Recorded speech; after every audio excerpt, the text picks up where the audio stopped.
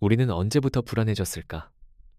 주식시장의 작은 흔들림이 아니라 일상의 공기 자체가 무거워지기 시작한 순간은 정확히 기억나지 않는다. 다만 분명한 것은 어느 날부터 경제 뉴스가 성장이 아닌 방어의 언어로 바뀌었다는 사실이다. 금리는 왜 오르는지, 환율은 왜 멈추지 않는지, 집값은 왜 동시에 오르고 또 무너질 수 있는지에 대한 질문이 일상이 되었다. 이 변화는 갑작스럽게 찾아온 것처럼 보이지만 실제로는 오랜 시간 축적된 신호의 결과였다. 경제 위기는 늘 소리 없이 시작된다. 숫자는 조용히 경고를 보낸다. 유동성은 줄어들고 CDS 프리미엄은 미세하게 상승하며 외환 시장은 평온한 얼굴 뒤에서 긴장을 키운다. 문제는 이 신호들이 위기처럼 보이지 않는다는 데 있다. 오히려 안정이라는 이름으로 포장되고 관리 가능한 리스크로 분류된다. 1997년 IMF 직전의 한국도 그랬다. 위기는 이미 시작됐지만 대부분은 그것을 위기로 인식하지 못했다. 오늘의 한국 경제 역시 같은 질문 앞에 서 있다. 우리는 아직 안전한가? 아니면 이미 흔들리고 있는가? 이 다큐멘터리는 공포를 조장하지 않는다. 대신 묻는다. 경제가 무너지기 직전에는 어떤 신호들이 반복적으로 등장했는지를, 그리고 그 신호들이 지금 우리 앞에 어떤 모습으로 나타나고 있는지를. 위기는 언제나 그때 알았더라면 이라는 문장과 함께 회상된다. 하지만 경제는 기억하지 못하는 사람에게 다시 시험을 치르게 한다. 지금 그 시험은 이미 시작되었는지도 모른다. 경제가 흔들리기 시작하는 순간은 언제나 명확하지 않다. 위기의 징후는 붕괴가 아니라 변형의 형태로 먼저 나타난다. 성장률은 아직 플러스를 유지하고 실업률도 통계상 안정적이다. 그러나 내부를 들여다보면 흐름은 달라진다. 금리는 낮은데도 돈은 돌지 않고 기업은 투자보다 현금 보유를 선택한다. 이는 단순한 경기 조정이 아니라 위험 회피가 구조적으로 확산되고 있다는 신호다. 환율은 가장 먼저 반응하는 지표다. 원화 가치가 빠르게 흔들릴 때 이는 수출입의 문제가 아니라 자본의 판단이 바뀌고 있음을 의미한다. 외국 자본은 늘 한 발 앞서 움직인다. 금리차가 벌어지기 시작하고 글로벌 긴축 신호가 감지되면 신흥국 자산부터 점검 대상이 된다. 이 과정에서 환율은 단순한 숫자가 아니라 신뢰의 가격이 된다. 환율이 불안정해진다는 것은 한국 경제 전반에 대한 신뢰가 미세하게 금이 가기 시작했다는 뜻이다. 부동산 시장도 중요한 경고음을 낸다. 가격이 오를 때는 문제로 인식되지 않는다. 그러나 거래량이 줄고 대출 규제에도 불구하고 가계부채가 다시 증가하기 시작할 때 이는 위험이 한 방향으로 쌓이고 있다는 증거다. 특히 변동금리 비중이 높은 구조에서 금리 상승은 시간차를 두고 가계의 생존을 압박한다. 연체율은 늦게 나타나지만 그 전에 소비 감소와 자영업 폐업이 먼저 증가한다. 이 모든 지표는 개별적으로 보면 관리 가능한 범위처럼 보인다. 하지만 동시에 움직이기 시작할 때 경제는 다른 국면으로 진입한다. 문제는 그 순간이 지나고 나서야 징후였음을 알게 된다는 점이다. 지금 우리가 보고 있는 숫자들 역시 미래에는 같은 이름으로 불릴 가능성을 안고 있다. 이 다큐멘터리는 바로 그 경계선을 따라가고자 한다. 경제 충격은 한 번에 터지지 않는다. 그것은 여러 경로를 따라 동시에, 그러나 서로 다른 속도로 전파된다. 가장 먼저 반응하는 것은 금융시장이다. 금리가 오르면 자금의 가격이 바뀌고 유동성은 즉시 재편된다. 은행은 대출 기준을 높이고 기업은 차입을 미루며 가게는 소비를 줄인다. 이 과정에서 실물 경제는 아직 괜찮아 보이지만 내부에서는 이미 압력이 축적된다. 환율과 금리는 서로를 증폭시키는 구조를 가진다. 금리 인상이 늦어지면 통화 가치는 흔들리고 환율 방어를 위해 다시 금리를 올리면 부채 부담이 급격히 증가한다. 특히 외화 부채 비중이 있는 기업과 금융기관은 환율 변동에 즉각적인 타격을 받는다. CDS 프리미엄이 상승하는 시점은 이 위험이 시장에 공식적으로 인식되기 시작했음을 의미한다. 이는 단순한 심리가 아니라 부도 가능성에 대한 가격이다. 유동성 위기는 언제나 신뢰의 붕괴에서 시작된다. 돈이 없어서가 아니라 돈을 빌려주지 않으려 하기 때문에 발생한다. 금융기관이 서로를 의심하는 순간 단기 자금 시장은 얼어붙고 중앙은행의 개입이 필요해진다. 이때의 개입은 치료가 아니라 응급처치에 가깝다. 구조적 문제가 해결되지 않으면 충격은 형태를 바꿔 반복된다. 이 메커니즘의 가장 중요한 특징은 시간차다. 금융시장의 충격은 빠르지만 개인의 삶에 미치는 영향은 느리게 도착한다. 몇 개월 뒤 나타나는 실직, 소득 감소, 자산 가치 하락은 이미 지나간 결정들의 결과다. 위기는 갑자기 삶을 덮치는 것처럼 느껴지지만 실제로는 오래전부터 움직이고 있었던 톱니바퀴의 필연적인 결과다. 경제 충격은 그렇게 조용히, 그러나 정확하게 작동한다. 위기의 신호는 국경을 넘는다. 국가마다 제도와 규모는 달라도 경제가 무너지는 과정에는 반복되는 패턴이 존재한다. 1997년 IMF 이전의 한국은 외환 보유액이 충분해 보였고 성장률도 유지되고 있었다. 그러나 단기 외채 비중이 과도하게 높았고 환율 방어에 대한 신뢰는 시장보다 느렸다. 자본이 빠져나가는 순간 안정은 하루 만에 환상으로 바뀌었다. 아르헨티나는 만성적인 재정 적자와 통화 신뢰 붕괴가 어떻게 국민의 일상을 파괴하는지를 보여준다. 고정 환율에 대한 집착은 통화 정책의 유연성을 앗아갔고 결국 예금 동결과 인플레이션 폭발로 이어졌다. 그리스는 달랐다. 유로존이라는 안전망 속에서 위기가 보이지 않게 누적되었고 CDS와 국채금리가 경고를 보내는 동안 구조개혁은 미뤄졌다. 결과는 긴축과 실업, 그리고 세대 단절이었다. 터키와 베네수엘라는 정치와 통화 정책의 충돌이 어떤 결과를 낳는지 보여준다. 금리를 인위적으로 억누르고 환율을 통제하려는 시도는 단기적 안정처럼 보이지만 결국 유동성 고갈과 자본 도피를 가속화한다. 공통점은 명확하다. 위기는 외부 충격이 아니라 내부 취약성 위에 외부 요인이 더해질 때 현실이 된다. 이 사례들은 한국과 무관한 과거의 이야기처럼 보일 수 있다. 그러나 경제는 비교를 통해서만 현재 위치를 확인할 수 있다. 한국이 이들과 다른 점은 무엇이고 닮아가고 있는 지점은 어디인가? 글로벌 사례는 경고가 아니라 지도다. 그 지도를 읽지 못할 때 국가는 같은 길을 다른 이름으로 다시 걷게 된다. 글로벌 위기의 패턴이 한국 경제에 투영될 때 가장 먼저 변화를 느끼는 곳은 가계와 기업의 접점이다. 한국 경제는 수출 중심 구조와 높은 대외 의존도를 가지고 있다. 이는 성장의 원동력이었지만 동시에 외부 충격에 민감한 구조이기도 하다. 글로벌 금리가 오르고 달러가 강세를 보이면 한국 경제는 선택을 강요받는다. 환율 안정을 우선할 것인가? 아니면 내수와 부채 부담을 감내할 것인가? 라는 질문이다. 이 과정에서 가계부채는 핵심 변수로 떠오른다.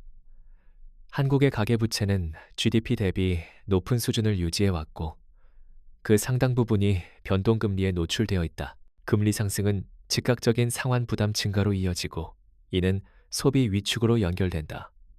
소비가 줄어들면 자영업과 중소기업이 먼저 타격을 받는다. 통계에 잡히기 전 거리에서 체감되는 경제는 이미 냉각되기 시작한다. 기업 역시 안전하지 않다. 글로벌 수요 둔화와 금융 비용 상승이 동시에 발생하면 수익성은 빠르게 악화된다. 특히 한계 기업 비중이 늘어나는 국면에서는 작은 충격이 연쇄 부실로 이어질 수 있다. 은행은 리스크 관리를 강화하고 이는 다시 신용 경색으로 돌아온다. 이 악순환은 숫자보다 먼저 심리를 얼어붙게 만든다. 한국 경제의 강점은 여전히 존재한다. 제조업 경쟁력, 비교적 안정적인 금융 시스템, 그리고 정책 대응 경험이다. 그러나 위기는 언제나 강점이 약점으로 전환되는 지점에서 발생한다. 지금 중요한 것은 낙관도 비관도 아니다. 한국 경제가 어느 구간에 들어서 있는지를 냉정하게 인식하는 일이다. 위기는 아직 통계가 아니라 방향성의 문제로 다가오고 있다. 위기의 신호가 분명해질수록 정부와 중앙은행의 선택은 경제의 방향을 결정짓는 변수로 떠오른다. 정책은 언제나 시차를 가진다. 금리를 올리면 물가는 잡히지만 성장과 고용이 흔들리고 금리를 내리면 숨통은 트이지만 환율과 자본 유출 압력이 커진다. 중앙은행은 이 균형 위에서 가장 늦게 움직일 수밖에 없는 기관이다. 너무 빠르면 시장을 놀라게 하고 너무 늦으면 신뢰를 잃는다. 한국은행의 통화정책은 단순한 금리 조정이 아니다. 이는 가계부채, 부동산, 환율, 금융안정이라는 4개의 톱니를 동시에 맞물리게 하는 작업이다. 특히 글로벌 긴축 국면에서의 선택은 더욱 어렵다. 미국이 금리를 올릴 때 한국이 이를 따라가지 않으면 환율이 흔들리고 따라가면 내수와 취약 차주의 부담이 급격히 증가한다. 어느 쪽이든 비용은 발생한다. 중요한 것은 그 비용이 어디에, 얼마나 집중되느냐다. 정부의 재정 정책 역시 시험대에 오른다. 위기 국면에서 재정은 완충장치 역할을 해야 하지만 재정 여력이 충분하지 않다면 오히려 불안을 증폭시킬 수 있다. 과거 그리스의 사례처럼 재정 신뢰가 흔들리는 순간 국채 금리는 통제 불능 상태로 치솟는다. 반대로 1997년 이후의 한국처럼 구조개혁과 신뢰 회복이 병행될 때 위기는 관리 가능한 국면으로 전환될 수 있다. 정책의 핵심은 숫자가 아니라 신뢰다. 시장은 완벽한 정책보다 일관된 방향을 원한다. 정부와 중앙은행이 같은 언어를 사용할 때 경제는 불안 속에서도 버틸 수 있다. 위기 대응은 언제나 사후 평가의 대상이 된다. 그러나 그 평가는 지금 이 순간의 선택 위에서 이미 쓰이고 있다. 위기의 국면에서 개인에게 가장 먼저 찾아오는 변화는 숫자가 아니라 감정이다. 불안은 소비를 줄이고 선택을 미루게 만든다. 그러나 개인의 삶은 기다려주지 않는다. 금리가 오르면 대출 상환액이 늘고 환율이 흔들리면 물가는 일상 깊숙이 스며든다. 월급은 그대로인데 생활비가 오르는 경험은 경제 위기가 추상적인 개념이 아니라 개인의 생존 문제임을 자각하게 만든다. 이 시점에서 중요한 것은 예측이 아니라 대응이다. 위기는 정확한 타이밍을 맞히는 사람보다 구조를 이해한 사람이 덜 다친다. 개인에게 가장 큰 리스크는 과도한 레버리지다. 특히 변동금리 대출에 과도하게 노출된 가계는 금리 상승 국면에서 선택지가 급격히 줄어든다. 부채를 줄이는 과정은 고통스럽지만 위기에서는 생존의 조건이 된다. 자산 배분 역시 관점의 전환이 필요하다. 단기 수익률보다 유동성이 중요해지는 국면에서는 언제든 현금화할 수 있는 자산의 비중이 생존력을 좌우한다. 이는 투자를 포기하라는 의미가 아니다. 리스크가 어디에 있는지를 인식하고 한 방향에 모든 선택을 걸지 말라는 경고다. 위기는 늘 설마라는 단어를 가장 먼저 무너뜨린다. 무엇보다 중요한 것은 정보에 대한 태도다. 위기일수록 자극적인 전망이 넘쳐난다. 그러나 공포에 기반한 판단은 대부분 늦거나 과하다. 금리, 환율, 유동성 같은 기본 지표를 꾸준히 확인하고 자신의 재무 구조를 점검하는 일은 전문가의 영역이 아니라 생존의 기술이다. 경제 위기는 개인을 시험한다. 그 시험은 지식이 아니라 준비의 깊이를 묻는다. 경제 위기는 개인의 선택을 넘어 사회 전체의 리듬을 바꾼다. 가장 먼저 나타나는 변화는 격차의 속도다. 자산을 가진 계층과 그렇지 못한 계층의 간극은 위기 국면에서 더 빠르게 벌어진다. 금리 상승은 금융자산의 평가 방식을 바꾸고 부동산과 주식처럼 레버리지가 결합된 자산은 양극단의 결과를 낳는다. 같은 금리 인상이라도 누구에겐 기회가 되고 누구에겐 회복하기 어려운 상처가 된다. 노동시장 역시 조용히 변형된다. 해고는 위기의 마지막 단계에서야 통계로 드러난다. 그 이전에는 채용 축소, 계약직 전환, 임금 동결 같은 형태로 신호가 먼저 나타난다. 기업은 생존을 위해 비용을 관리하고 그 부담은 고용의 질로 이동한다. 청년층과 자영업자가 먼저 흔들리는 이유다. 이는 개인의 능력 문제가 아니라 경제 구조가 충격을 전달하는 방식이다. 소비 패턴의 변화도 중요하다. 위기 국면에서는 필수와 선택의 기준이 달라진다.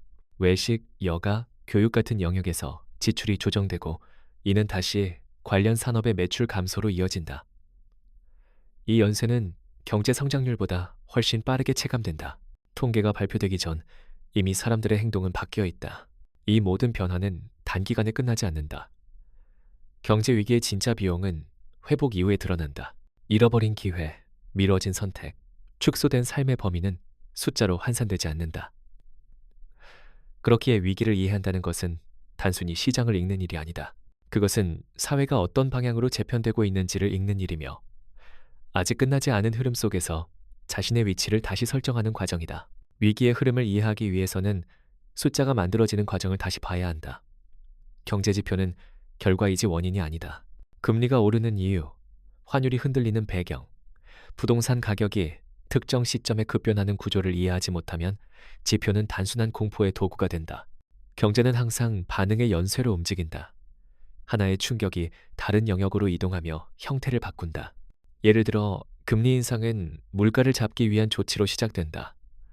그러나 그 여파는 금융 비용 상승으로 이어지고 이는 기업의 투자 축소와 고용 위축으로 전이된다. 이때 실업률은 바로 오르지 않는다. 대신 신규 채용이 사라지고 기존 인력의 업무 강도가 높아진다. 통계는 안정적으로 보이지만 내부 피로는 누적된다. 이 지점에서 경제는 이미 다음 단계로 넘어가고 있다. 환율 역시 마찬가지다. 환율 상승은 수출 기업에 유리하다는 단순한 공식으로 설명되곤 한다. 그러나 원자재와 에너지를 수입에 의존하는 구조에서는 비용 인플레이션이 동시에 발생한다. 이는 다시 소비자 물가로 전가되고 실질 소득을 잠식한다. 환율은 산업 간 이해관계를 동시에 자극하는 지표이며 어느 한쪽만을 위한 선택은 결국 다른 영역의 불안을 키운다. 부동산 시장은 이 모든 흐름이 교차하는 지점이다. 금리, 유동성, 심리가 동시에 작용한다. 가격이 오를 때는 기대가, 하락할 때는 공포가 지배한다. 중요한 것은 방향보다 속도다. 급격한 변동은 시스템이 균형을 잃고 있음을 의미한다. 위기의 전조는 바로 이 속도의 변화에서 시작된다. 글로벌 경제 환경은 한국 경제의 내부 신호를 더욱 증폭시키는 역할을 한다. 세계 금융시장이 불안해질수록 자본은 가장 안전하다고 여겨지는 곳으로 이동한다. 이 과정에서 달러는 단순한 통화가 아니라 피난처의 의미를 갖게 된다. 달러 강세가 이어질 때 이는 미국 경제의 강함만을 의미하지 않는다. 동시에 다른 국가들에 대한 상대적 불신이 커지고 있음을 보여주는 지표다. 이런 국면에서 신흥국은 언제나 같은 질문을 받는다. 외환 보유액은 충분한가? 경상수지는 안정적인가? 그리고 가장 중요한 것은 정책의 일관성이다. 한국은 과거에 비해 외환 보유 구조와 금융 규제가 강화되었지만 자본 이동의 속도는 그때보다 훨씬 빨라졌다. 시장은 하루가 아니라 몇 분 단위로 판단을 바꾼다. 이 속도의 차이는 정책 대응을 더욱 어렵게 만든다. 글로벌 사례에서 반복적으로 나타나는 장면은 문제의 외주화다. 각 국가는 위기의 원인을 외부 충격에서 찾으려 한다. 전쟁, 팬데믹, 금리 인상, 지정학적 리스크는 모두 실제 요인이다. 그러나 그것만으로 위기가 설명되진 않는다. 같은 충격을 받아도 무너지지 않는 나라와 흔들리는 나라의 차이는 내부 구조에 있다. 부채의 질, 금융 시스템의 투명성, 그리고 사회적 신뢰의 축적 정도다. 한국 경제 역시 이 시험대 위에 올라 있다. 글로벌 환경은 통제할 수 없지만 내부의 취약성은 관리할 수 있다. 문제는 그 관리가 위기 이전에 이루어지느냐, 이후에 강요되느냐다. 경제는 늘 선택의 결과를 보여준다. 그리고 그 결과는 언제나 가장 약한 지점에서 먼저 드러난다. 위기가 반복될수록 한 가지 사실은 분명해진다. 경제는 숫자로 움직이지만 붕괴는 심리에서 시작된다는 점이다. 시장 참가자들이 같은 방향으로 움직이기 시작할 때 합리성은 빠르게 사라진다. 자산을 팔아야 한다는 판단이 아니라 팔지 않으면 안 된다는 공포가 지배한다. 이때 유동성은 가장 필요한 곳이 아니라 가장 안전해 보이는 곳으로 몰린다. 한국 경제에서 이 심리는 특히 부동산과 금융시장에서 강하게 나타난다. 가격이 오를 때는 위험을 과소평가하고 하락할 때는 모든 가능성을 최악으로 가정한다. 이런 비대칭적 반응은 시장의 변동성을 키운다. 중앙은행과 정부의 메시지가 중요한 이유도 여기에 있다. 정책 자체보다 어떻게 전달되는가가 심리를 안정시키거나 흔드는 결정적 요소가 된다. 1997년 IMF 당시에도 공식 발표보다 소문이 더 빠르게 확산되었다. 기업의 부도설, 은행의 유동성 위기설은 사실 여부와 관계없이 자금 흐름을 바꿨다. 그리스와 아르헨티나에서도 같은 장면이 반복되었다. 경제가 무너질 때 사람들은 통계를 보지 않는다. 주변의 행동을 본다. 줄이 서기 시작하면 그 이유는 중요하지 않다. 이러한 집단 심리는 개인에게도 중요한 교훈을 남긴다. 위기 국면에서 가장 위험한 선택은 다수가 동시에 움직이는 방향을 아무 검증 없이 따르는 것이다. 반대로 가장 어려운 선택은 남들이 움직이지 않을 때 준비를 시작하는 일이다. 경제 위기는 언제나 사람들의 행동을 통해 완성된다. 그리고 그 행동은 불안이라는 감정에서 출발한다. 이제 질문은 하나로 모인다. 한국 경제는 아직 위기 이전에 머물러 있는가? 아니면 이미 다른 국면으로 진입했는가?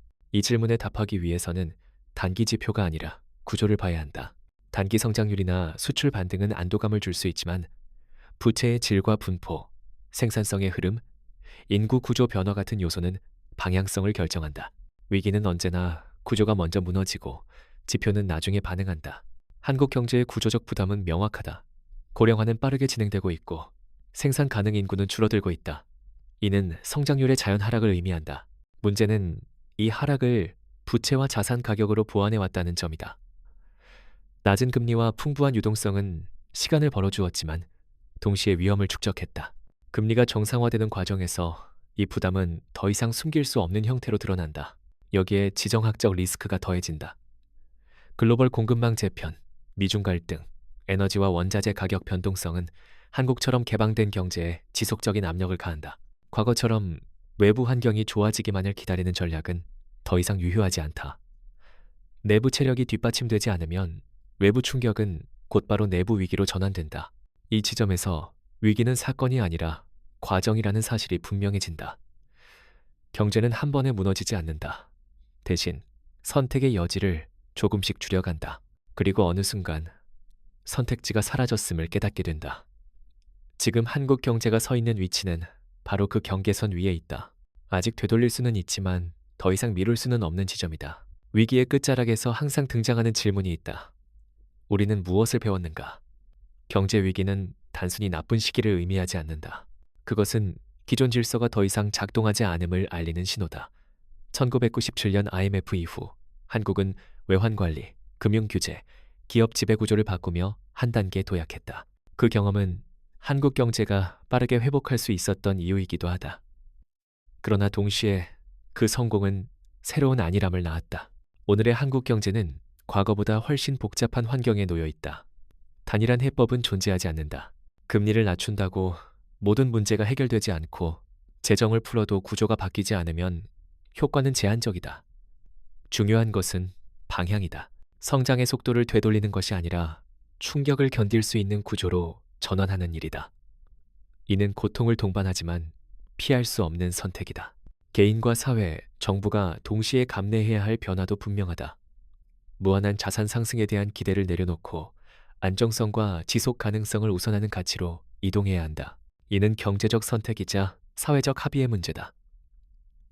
위기는 늘 누군가의 책임으로 돌려지지만 구조는 모두의 선택 위에서 만들어진다.